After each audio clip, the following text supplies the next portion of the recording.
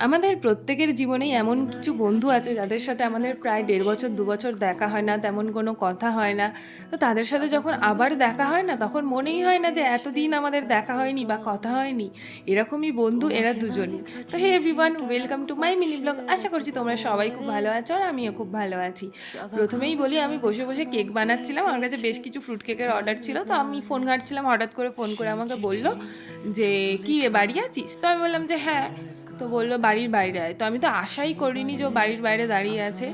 তো মানে প্রায় ১.৫ বছর পরে ওর সাথে আমার এই দেখা হলো। তো বললাম যে, বাড়ি আয়। বলল যে, এখন তাড়া আছে, আমি বাড়ি যাওয়ার পথে তোর সাথে দেখা করে যাবো। ওর মামার বাড়ি এখানে, আর এখন থাকে সোনারপুরে। তো সন্ধেবেলাও বাড়ি যাওয়ার পথে আমার বাড়ি হয়ে গেল। একটু আড্ডা মারলাম, প্রচুর স্কুলের গল্প। এরা দুজনেই আমার ক্লাস 6 এর বন্ধু। তো ও এখন বাড়ি চলে গেল, আর আমি তারপর বাড়ি ঢুকে এলাম। এসে আমার কাজগুলো কমপ্লিট করে নিলাম, আর পরের দিন সকালবেলা বাবা স্কুটি করে চলে গেলাম ফ্রুট কেকগুলো ডেলিভারি করতে।